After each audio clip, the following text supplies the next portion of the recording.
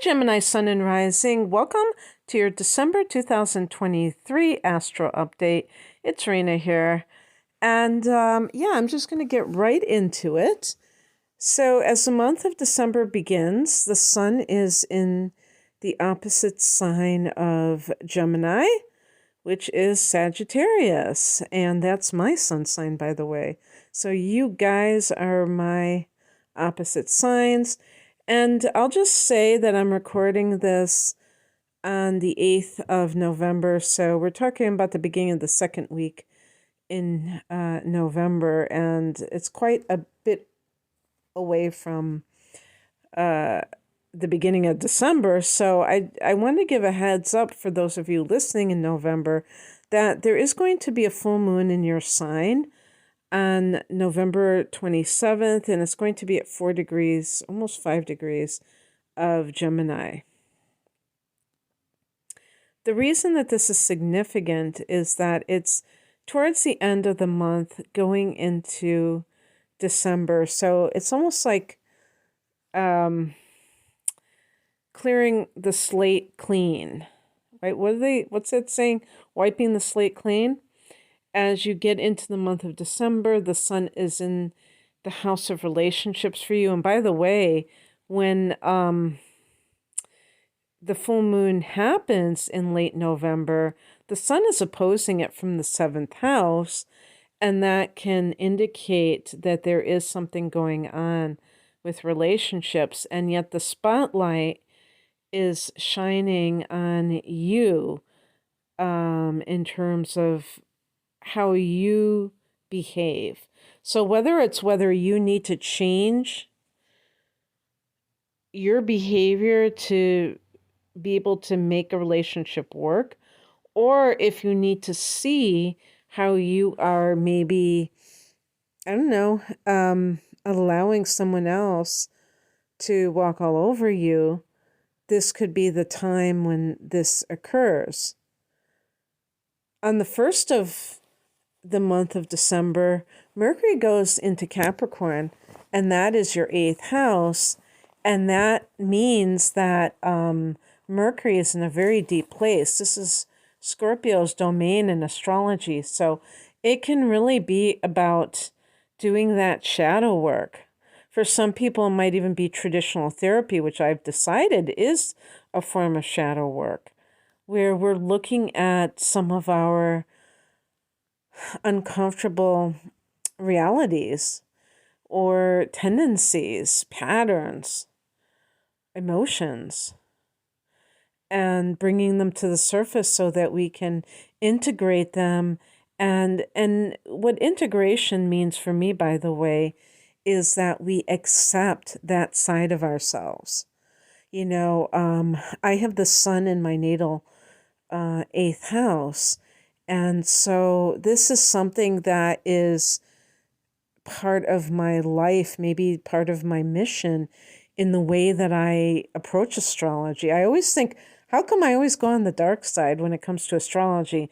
And I realize now it is because of that, as well as having a conjunction between my moon and Pluto, and just wanting to make people aware of how they may be controlled at a more subtle level because they have these things about themselves, maybe that they feel ashamed or they feel guilty that they, have anger towards someone, a parent, or that they feel a sense of envy towards someone that makes them angry.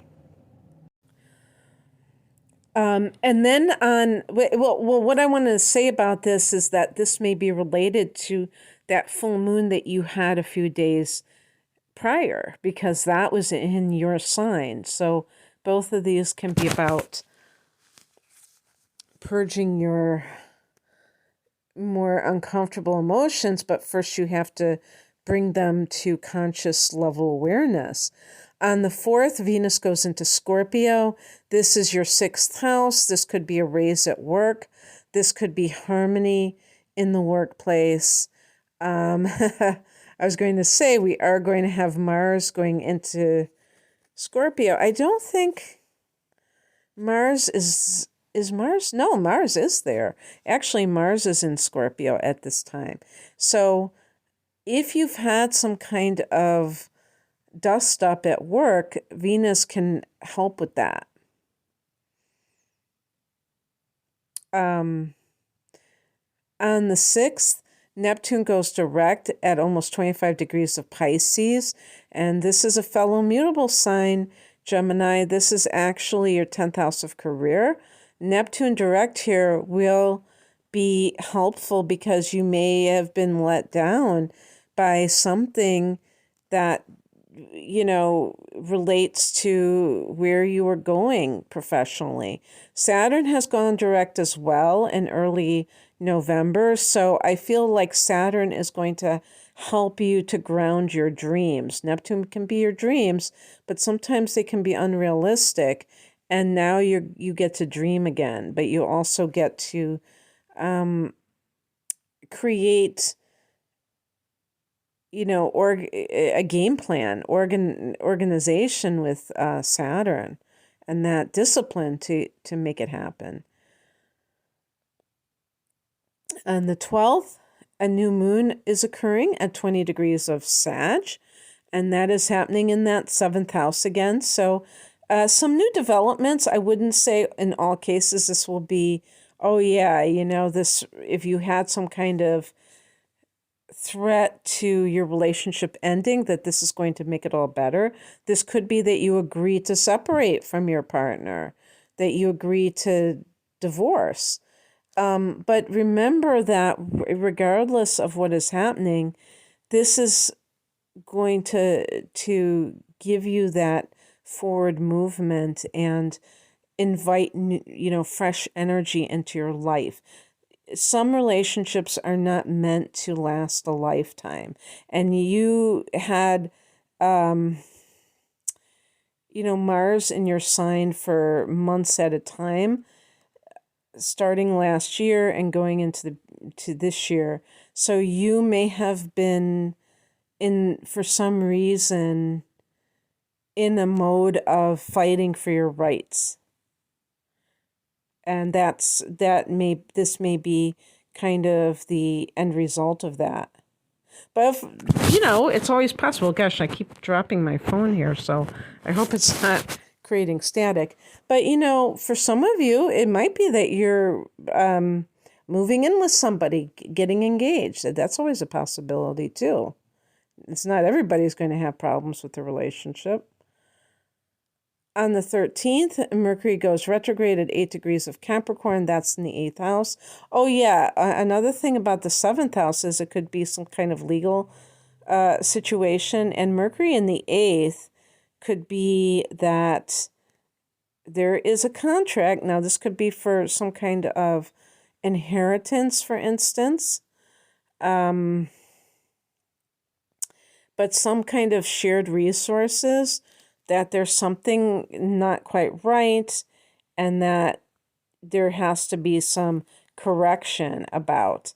So the new moon in the 7th could be a new direction in a lawsuit or a legal matter, but you're going to have, right on the heels of that, you have this Mercury retrograde in the 8th. So just realize any document that is connected to shared resources, or even like a loan or something like that, it's subject to review. On the 21st, the solstice time is when the sun goes into Capricorn, a power period. I live in the northern hemisphere, so it's the winter solstice. The sun is hitting bottom and is going to go back up. I love that symbolism of the strengthening of the sun and the reality of it too, because here I am in November and we just had daylight savings time, and you really feel how dark it gets early, but before you know it, the sun is going to strengthen. And those of you in the southern hemisphere, you may be enjoying that height of summer, the what do they call that? The Midsummer Night's Dream. But then you're going to see the daylight. You're going to see that the light is gradually lessening. And that always pisses me off when it's June, July, and it's like, this is gonna, we're going down, we're counting down now. Are you kidding me? On the 26th, we have a full moon at 4 degrees, 58 minutes, basically 5 degrees of Cancer. And this is your second house, Gemini, Cha-ching. So that could be there. We have two indications here in the month of December that you might see an increase in your finances, and this could be from your work situation. The full moon in the second house, this is the house of earned income. And then on top of that, earlier in the month, we have Venus in Scorpio, and that is your sixth house. So that could definitely be, maybe it's a bonus because of Christmas, or what, if you want to call it the holidays.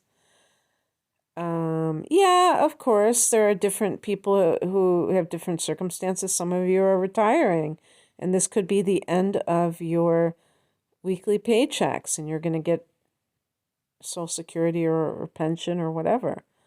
On the I put these backwards, so that's the 26th. But a few days before that, on the 23rd, your ruler, Mercury, retrogrades. Oh, I did it again with my phone. It retrogrades back into Sagittarius, and so we're talking about that seventh house. So definitely some of you may be experiencing some kind of legal situation where a contract has to be redone, and the law comes into it. A court of law has to be participating in it, or maybe if it's like in the workplace, some kind of mediation or human resources. I don't know how that works, but something along those lines. On the 30th, Jupiter goes direct at 5 degrees of Taurus, and this is your 12th house, Gemini. This is a situation this is going to occur until late May, when the sun goes back, when you have your solar return. Then Jupiter's going to go into your sign, which is going to be awesome. I have Jupiter in Gemini myself, so it's my Jupiter return. So this is awesome, Sauceroras, people. But Jupiter in the 12th, just to let you know, is your guardian angel kind of watching over you. This can also be long distance travel. This can be, having good fortune as it pertains to anything spiritual. Like if you study something spiritual, or maybe you go on retreat. The 12th house can be solitude and retreats, and you may get more opportunities for that. I did it. Oops, I did it again. So yeah, you might get more opportunities for kind of solitude or spiritual retreats. So there you have it, Gemini. I hope that this resonated. If you would like a private reading, I am promoting my double readings, and Gemini is a double sign, so maybe you'll appreciate this. An hour of natal chart analysis and an hour of transits for a special price called my deep dive reading. I have other package deals and standalone readings on different topics such as love, career path, or life path, and what else? I have different types of readings. You can find out more information at the link below. I'm at RainaMoonAstrology.com. Thanks for listening. Take care. Bye.